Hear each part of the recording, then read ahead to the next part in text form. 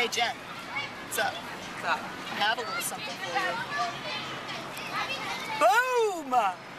You know what, Erica? I put up with your Dunkin' Donuts and your baked beans and your Harvard Yard, but this is where I draw the line. I will not wear a Patriots hat.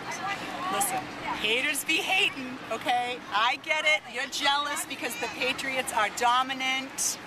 I will give you that the Patriots have had a pretty good run. They're pretty dominant the last few years, just like CQ Press has been in public policy. Welcome to the Public Policy module. This module should take you 25 to 30 minutes to complete. It includes a course mastery, a product mastery with a word from the author, a mock sales call video, and identify the gap activity, as well as a short quiz. Today we're going to discuss the ins and outs of Introduction to Public Policy. Along the way, we will cover common course outcomes and goals, assess the different needs of instructors, and where we can offer solutions. So who takes this course? This course can be found at both the undergraduate and graduate levels. Your largest enrollments will be at the undergraduate, freshman, and sophomore level in four-year universities who include the public policy course within their political science department. Note from the chart that public policy is different than Introduction to Public Administration, which is a junior and senior level course. The Introduction to Public Policy course can also be found at the graduate level within master's programs for public administration, public affairs, and public policy. The course is generally taught by a specialist in public policy within the political science department or a graduate department of public administration or public affairs. What do students learn in this course? Well, first they learn the foundations of public policy. At the most basic level, students should be able to define what is a policy. They need basic grounding in the fundamental theories of political science that drive public policy and policy making. They should understand the interdependence of politics and public policy, how political forces shape policy choices, and how policy choices reshape future political dynamics.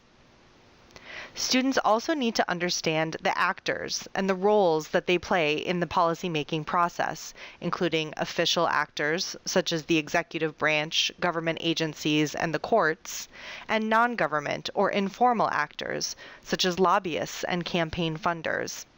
Students should be able to evaluate the role of interest groups, coalitions, and policy networks in organizing political conflict and shaping policy outcomes.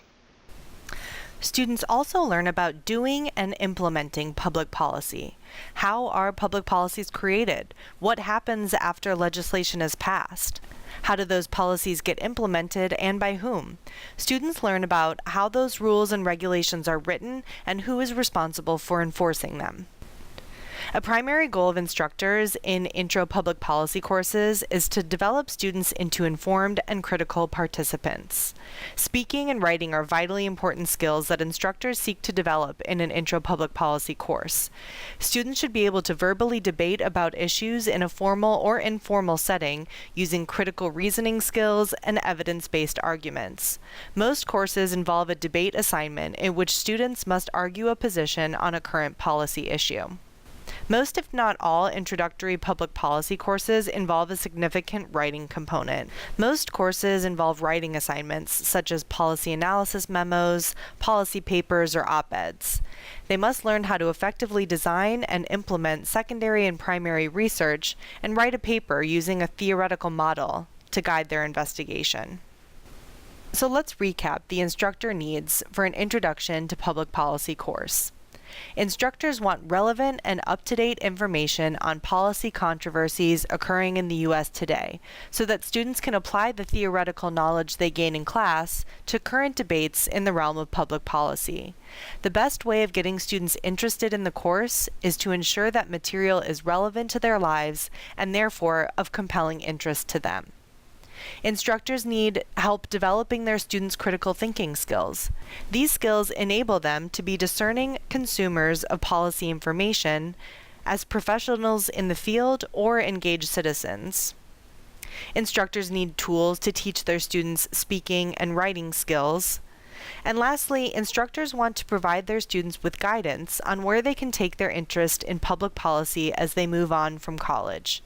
There are many possible paths for students interested in the field, and instructors are looking for additional assistance in preparing their students to enter the professional policy realm, including information on academic, public sector, and private sector opportunities.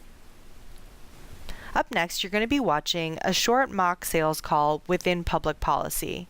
Along the way, you're going to be asked to pause and fill in the gap analysis worksheet provided.